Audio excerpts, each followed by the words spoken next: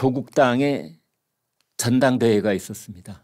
그래서 예상했던 것에서 한치의 어긋남도 없이 모든 것이 천편일률적으로 일사불란하게 이루어졌습니다. 그런데 어제 이제 조국 전 대표, 조국 비대위원장에서 이제는 전자, 비대자 이런 거 다 떼내고 그냥 조국 대표가 되는 그런 세리머니가 있었어요. 그렇습니다. 어제 청주 오스코 컨벤션 센터에서 조국혁신당 전당대회 전국 당원대회 열려서 선거인단 44,517명 중에 21,040명 참석했고요. 투표에. 네. 그중에 투표율은 절반이 안 됐어요. 47.1%인데 네. 득표율 단독 후보니까 예상한 바긴 합니다만 네. 득표율이 98.6%. 우와. 98 그러니까 반올림하면 97%네요. 99%죠. 99%. 네, 98.6이니까. 예. 99네. 예. 죄송합니다. 예. 그러니까 득표율이 98.6%의 뭐 압도적이란 말로도 다 덮을 수 없을 정도의 그 이상의 지지율로 조국 대표가 다시 이제 당 대표가 됐고요. 그러니까 앞으로는 북한에서 무슨 투표를 해가지고 99% 나왔다고 해서 절대 비난하면 안 돼요. 2025년 대한민국 정당에서도 있으니까. 있는데. 예. 뭐 기억하시겠습니다만 조국 전 그리고 현 조국혁신당 대표는 네. 뭐 우리 대한민국을 사실상 반으로 갈라놓다시피 한 그 온갖 하여튼 입시 비정, 입시 부정 이런 사건으로 재판을 받는 와중에 작년에 총선을 앞두고 조국혁신당을 어떻게 보면 급조했죠. 예상 밖으로 비례대표에서 12석 얻어서 이제 정말 정치권에서의 존재감을 보인 다음에 작년 연말 대법원 확정 판결, 징역 2년 확정 판결 나면서 대표직 물러났는데 3분의 1도 채 감옥에서 살지 않았던 조국 대표를 작년 8월에 특별사면으로 이재명 대통령이 올해 8월에 풀어줬잖아요. 그래서 그때도 참 욕들 많이 먹었죠. 비난이 많았죠. 어떻게 3분의 1도 안 살았는데 나오느냐. 그러고 바로 석방된 다음에 또 한 번 기억하시겠지만 조국혁신당이 당내 성비위 사건이 있었어요. 그러면서 네. 또 기존 지도부가 총사퇴하니까 비대위원장으로 조기 등판하고 마침내 어제 단독 후보로 98.6%로 당선돼서 이제 다시 조국혁신당 조국 대표라는 발음하기가 상당히 껄끄러운 직함으로 복귀했습니다. 예. 아무튼 뭐 조국 혁신당 이 당 이름을 이제 일부 매체는 뭐 혁신당 그리고 본인들도 혁신당이라고 불러주기를 좋아하는 것 같은데 그 당의 본질을 말하면 조국당이라고 불러야 저는 맞다고 봐요. 그게 국민 눈높이와 국민 체감이 맞는 거죠. 조국당이라고 부르고 싶은 국민들한테 그것도 조국당이 아니고 혁신당이라고 부르세요. 이것도 일종의 입틀막이고 이것도 일종의 국민에 대한 겁박이죠. 네. 저는 뭐 누가 뭐라 그래도 조국혁신당을 줄여 부를 땐 조국당이라고 부를 겁니다. 시청자 여러분, 조국 대표가 대법원에서 징역 2년 유죄 확정 판결을 받은 혐의가 자녀 입시 비리, 청와대 감찰 무마, 업무 방해, 사문서 위조 그리고 사문서 행사, 청탁금지법 위반입니다. 이게 조국이라는 사람의 어떤 정치적인 신념을 관철하려다가 빚어진 그런 혐의가 단 하나라도 있습니까? 이건 완전히 100% 시작과 끝이 개인 비리거든요. 그렇습니다. 지금 이 시각 현재 정상적인 국가라면 그 사람은 감옥에 있어야 되고 이제 풀려나는 것이 2026년 12월 그렇습니다. 내년 12월에 풀려나야 되는 거예요. 그런데 지금 이 시점에서도 아직 형기가 반이 안 찬 거예요. 그렇죠. 그런데 지금 풀려나서 한 정당의 대표가 되고 꽃다발 속에 파묻히고 이 우리나라 이런 요지경이 어디가 있습니까? 그러니까 이게 아마 정말 말씀하신 것처럼 무슨 그 다른 나라에서 이런 풍경을 보면 이게 어디 정말 그 뭐 특정 지역을 말하기 그렇지만 어디 뭐 아프리카나 무슨 뭐 중남미의 굉장히 정치적인 후진국에서 일어나는 풍경이라고 보일 만한 그런 해외 토픽감의 장면이 그 대한민국 그 반도체 그 K-팝 그 뭐 K-뷰티 K 뭐 푸드까지 뭐 어마어마하고 지금 뭐 방탄소년단의 쾌대문에 그 난리난 대한민국에서 그런 개인 비리로 들어간 정치인이 3분의 1 형기도 안 살고 나온 다음에 또 저렇게 98.6%라는 압도적인 찬성률로 그 당에 당수가 된다고? 좀 이상하게 생각할 것 같아요. 정말이에요.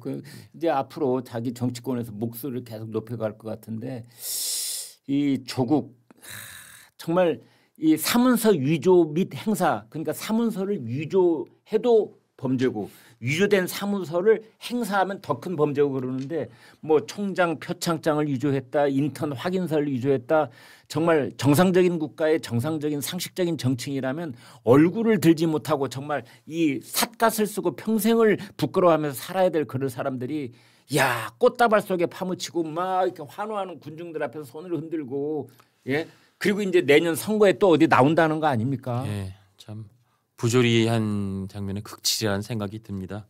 진유권 교수 같은 분은 또 이렇게 좀 비꼬았어요. 아까 말씀드린 98.6%의 그 득표율을 보면서 1978년 통일주체 국민회의 아마 연배가 있으신 분들은 이 말을 들으면 기억이 나실 텐데 그때 박정희 대통령이 후보 단독 후보 입 후보에서 거둔 득표율이 99.96%였다. 그때 2,578표 중 2,577표를 얻어서 이거 정확 계산해 보니까 99.96%가 나오더라고요. 네, 47년 만에 비슷한 장면 봐서 재밌다라고 진중권 교수가 사실은 그때 조국 그 사태의 굉장히 중심부에서 조국 사태의 그 잘못된 점을 지적했던 걸로 아주 유명했는데 네. 그 진중권 교수가 47년 만에 보는 장면이 재밌다라고 비꼬았습니다. 그 재밌다는 말이 참 재밌어요. 재밌더라고요. 그 재밌다는 말에 들어있는 뉘앙스 예. 그 뭘까요? 어떻게 보세요? 그러니까 인토네이션도 이게 나라냐 이런 뜻이겠지. 그렇죠. 그러니까 정말 재밌네요. 이거겠어요. 네. 우리 한국말 뭐 네. 어느 언어도 그렇죠. 네. 우리 한국말은 똑같은 형용사라도 어떤 네. 표정으로 네. 어떤 인토네이션을 하냐에 따라 네. 다르잖아요. 참 재밌다야. 가관이다. 가관이다 그거죠. 그런데 예, 씁쓸합니다. 예, 저는 이제 그 조국 대표가 당 대표 수락연설인지 후보 연설 수락연설에서 수락연설이라고 하는 것은 자기가 당 대표 될 것이 100%다 이렇게 보고 미리 준비한 원고인데 뭐 당연히 그랬겠죠. 예. 뭐라고 했느냐? 예. 행복이 권리가 되는 나라를 만들기 위해서는 사회권 중 주거권이 먼저 실현돼야 된다라면서 또 무슨 말을 했느냐? 예. 토지 공개념을 입법화하고 행정수도 이전을 실천해야 한다 그랬는데 예. 저는 여기서 눈에 띄는 것이 예. 사회권이라는 말이었어요. 예. 예. 그래서 사회권이 뭔가 예. 뭐 어림짐작으로 무슨 뜻이겠거니 뭐 짐작이 안 되는 바는 아니지만 예. 그래도 이제 자기가 법대 교수였다 하니 예. 이런 말도 뭔가 생각을 하고 끌어왔을 것이다. 예. 그래서 좀 찾아봤습니다. 예. 예. 사회권 이제 우리나라 헌법에 보면은 헌법 제10조 모든 국민은 인간으로서 존엄과 가치를 지닌다. 행복을 추구할 권리를 가진다. 31조 교육을 균등하게 받을 권리를 가진다. 32조 모든 국민은 근로의 권리를 가진다. 33조 노동 3권 34조 모든 국민은 인간다운 생활을 할 권리를 가진다. 35조 국민의 건강권 환경권 36조 여성의 모성 보호권. 그런데 이러한 것들이 이제 이를테면은 그쪽에서는 예. 사회권이라고 이제 해석을 할 수 있는 헌법 조문이라는데 예. 예. 그거를 인간다운 생활을 할 권리라고 표현했을 때와 예. 사회권이라고 했을 때는 저는 충격이 달라요. 예. 예. 왜냐하면 조국은 예. 국회에 나와서 본인 사회주의자라고 한 적이 있습니다. 맞습니다. 예. 네. 그렇습니다. 그래서 이제 조국 당은 본격적으로 사회주의 이념을 이제는 선포를 해 나가겠다 이런 뜻으로 저는 읽혔어요. 아, 그러니까 우리 헌법이 건국 이후 단 한 번도 포기한 적 없는 뭐 정말 시장 경제와 자유민주주의의 그런 기본적인 기치, 기본적인 헌정 이념까지도 부인하고 나서는 게 아니야. 그런 일종의 좀 괴리감이나 위기감을 느끼셨단 그렇습니다. 말씀이네요. 왜냐하면 그 다음에 토지 공개념이라는 말을 또 조국 대표가 본인 입으로 강조를 했어요. 예. 토지 공개념이라는 것은 뭐냐? 토지의 개인 소유권은 인정하지만 예. 그 토지를 이용한다는 것. 그러니까 아파트를 짓는지 사무실을 짓는지 여기다가 뭐 배추 농사를 하는지 그 모든 것을 다 국가가 관리를 하고 예. 그다음에 그 토지에 대해서 이걸 누구한테 팔고 사고 하는 것도 다 국가가 관리를 하고 예. 그렇게 하겠다는 거거든요. 예. 그래서 가령 예를 들면 법조문을 이런 걸 예를 들 수 있습니다. 주택 소유 상한법. 예. 그래서 주택을 뭐 2채, 한 채, 어느 지역에는 한 채 그렇게 법으로 아예 딱 규정하겠다 이런 겁니다. 택지 소유 상한법, 토지 초과 이득세법, 개발 이익 환수법. 뭐 기존에도 그런 법들이 없는 건 아닌데 예. 이제 조국 땅이 지향하는 바는 뭐냐? 그거를 정말 사회주의 이념에 맞게 모든 것을 다 국가가 관리를 한다. 그래서 토지 국유화 이전 단계가 토지 공개념이라는 거거든요. 예. 그래서 사회주의자 조국이 드디어 마각을 드러내는 거 아닌가 이런 생각마저 들었습니다. 이번 그 소위 수락 연설에서 강조한 포인트가 이제 토지 관련된 그런 굉장히 강력한 공개념 플러스 개헌 얘기를 아주 집중적으로 얘기를 했습니다. 그래서 아주 구체적으로 민주당 빨리 개헌해라. 우리 약속한 거 있었고 개혁 있지 않았냐.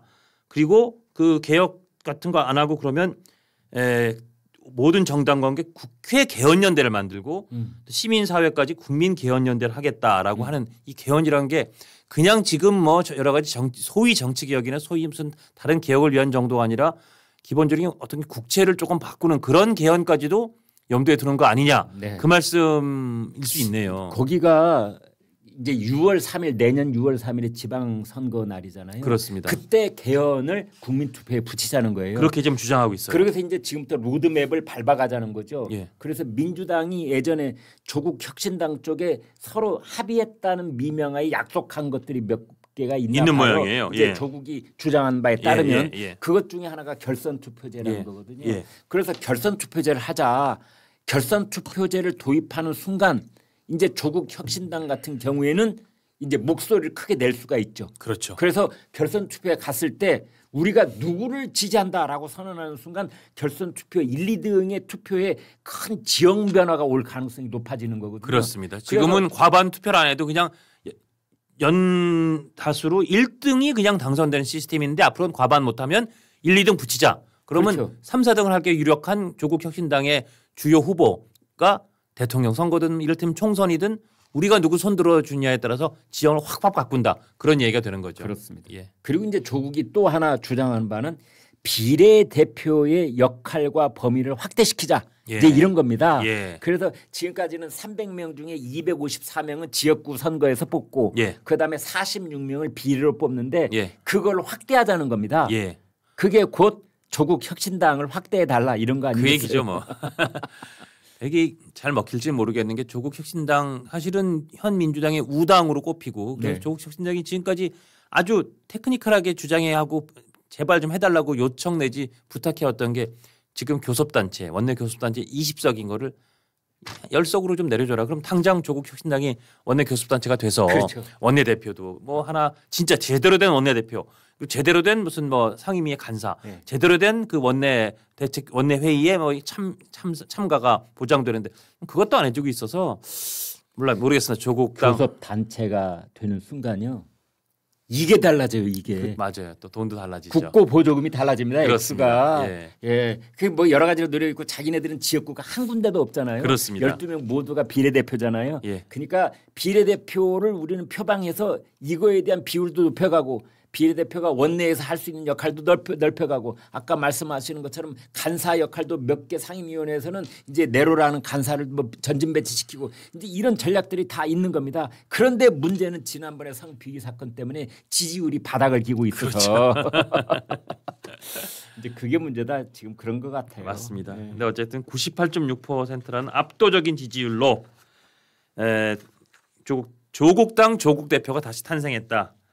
이게 참 저는 아까도 말씀드렸지만 조국이라는 인물은 뭐 다른 거 다 빼고 대한민국이 그렇지 않아도 갈라져 있었지만 정말 결정적으로 찢어지듯이 대한민국이 이렇게 갈라진 게 저는 조국 사태 이후라고 아주 그냥 극명하게 체험합니다. 아마 김 선배도 비슷하실 것 같은데 맞습니다. 그 전만 해도 그렇게까지 진영이 다르다고 서로 정말 목에 피가 날 정도로 이 언성을 높이면서 싸웠던 일이 그렇게 잦지 않았는데 조국 사태가 굉장히 컸고 그러면 저는 조국과 그 일가족은 대한민국을 그렇게 찢어질 정도로 갈라지게 했다는 원인 제공자라는 의미만으로도 그다음에 3분의 1 형기도 안 살고 나왔고 온갖 국민의 염장을 지르는 이런저런 행태가 있었다는 건 다 빼고도 그거 하나만으로라도 조금 더 반성하고 조금 더 고개를 숙이고 살아가는이 마땅한데 저렇게 더 빳빳이 고개를 들고 더 당당하게 이런저런 얘기를 하는 게 저는 모르겠습니다. 어떤 분들한테는 그게 자연스러워 보일지 모르지만 저에게는 이게 매우 부자연스럽고 솔직히 매우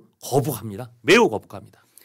그러니까 그 이제 매우 거북한 그것을 이제 지금 조국은 잠시 옆에다 내려놓고 예. 이제 정치적인 계산법만 지금 이제 계속 발동시키고 있는 것 같은데 예. 마치 민주당의 이 정청래 대표를 향해서 빚쟁이처럼 내놔 지금 그러고 있잖아요. 그런 이유가 있거든요. 예. 왜냐하면 야 결선 투표제 받아들여 비례대표 확대시키는 거 동의해줘. 그리고 뭐 해줘 지금 이러고 있거든요. 예. 딸랑 그때 약속했었잖아. 이게 뭐냐? 지난번 대통령 선거 때 조국 혁신당이 후보를 안 냈어요. 안 냈죠. 네. 예. 그래가지고 뭐 이제 민주당은 여유 있는 척 우리가 그렇지 않아도 다 이길 수 있어서 하지만 사실은 속마음은 그렇지 않았거든요. 그럼요. 조국 혁신당이 후보를 조국은 감옥 속에 있다고 하더라도 조국 혁신당이 후보 내면은 5%에서 10% 사이를 뺏어갈 그런 가능성이 있었단 가능성이 말입니다. 있었죠. 예. 그러면은 갑자기 이재명 후보는 이제 깝깝해지는 거예요. 예. 그런데 그걸 선선히 후보를 안 냈거든요. 그렇죠. 그 이제 빚쟁이가 돼 있는 거예요. 그렇게 예. 내놔 예. 하는데 조국이 최근에 민주당이 미운 털 박히는 짓을 지금 하고 있어요. 그게 뭐냐? 예. 장동혁 국민의힘 대표하고 항소 포기를 가지고 토론을 벌이겠다는 거예요. 민주당은 항소 포기 히읗자도 꺼내지 마. 자 이건 끝난 거야.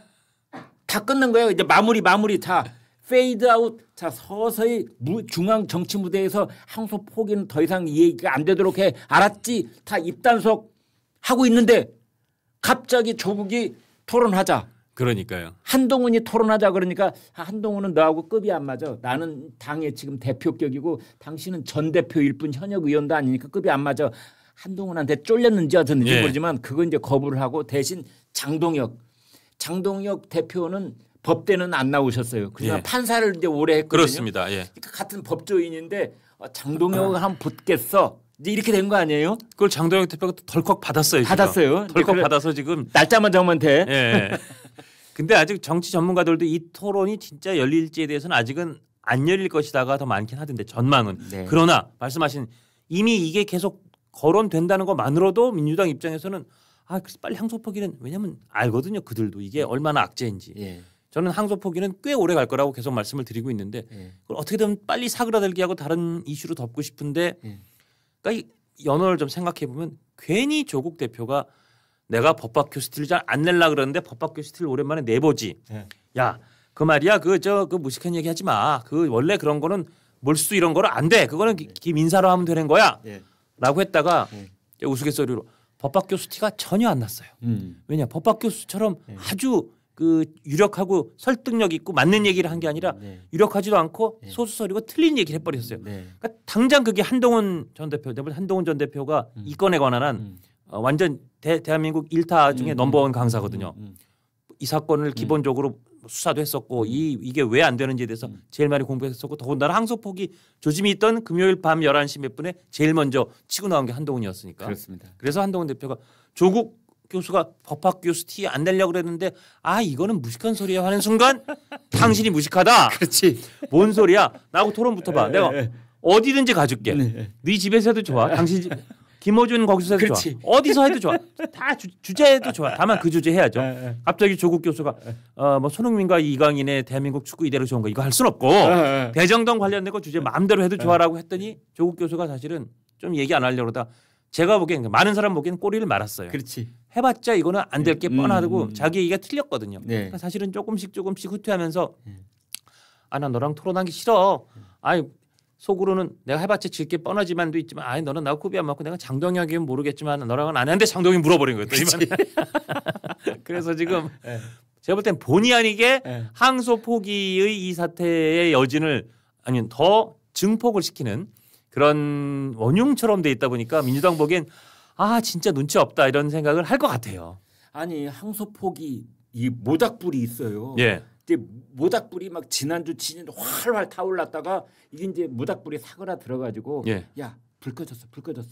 자 남자분들 다 모여 여기다 쉬 해가지고 이제 다 꺼졌다고 생각을 했어요. 예. 그런데 갑자기 조국이 뜩 나타나가지고 꺼진 모닥불 훅 불어가지고 불씨를 살려내고 후 정도가 아니라 거기다 이렇게 기름도 좀 분 것 네. 같아요. 그리고 새로운 장작들을 막 얹어놨어요. 새로운 장작 지금. 얹어놨고, 예. 얼마나 꼴보기 싫겠어요. 글쎄 말이에요. 민주당 쪽에서는 그럴 것 저 같아요. 인간이 생각이 있는 인간이 없는 인간이야 그럴 거 아니겠어요 지금. 네, 그러면서 그때 우리가 지난 대선 때 후보도 안 내주고 우리하고 한 얘기 있었는데 그 약속 지켜야지 하면서 예. 뭐 이를테면 어음 같은 걸 갖고 와서 그렇죠. 자 이거 돈 주셔야죠 그러면 민주당에서 그게 지금 민주당이 소위 친명파와 뭐 그 정청래와 친한 사람 파가 막 갈라져서 어쩌고저쩌고 그 얘기도 뒤에 하겠지만 그럼에도 불구하고 이거 민주당 전체에서 보기에 이 무슨 소리 하는 거야 이 눈치 없는 양반아. 이게 지금 어음도 아니고 제대로 공정도 안 돼 있고 그다음에 당신이 이걸 들고 와서 좀 달라 그래도 내가 이걸 줄까 말까 한데 지금 다 꺼진 항소포기에다가 기름 붓고 장작 얹어 놓고 와서 이거 어음 달라는 게 말이 돼? 할 것 같아요.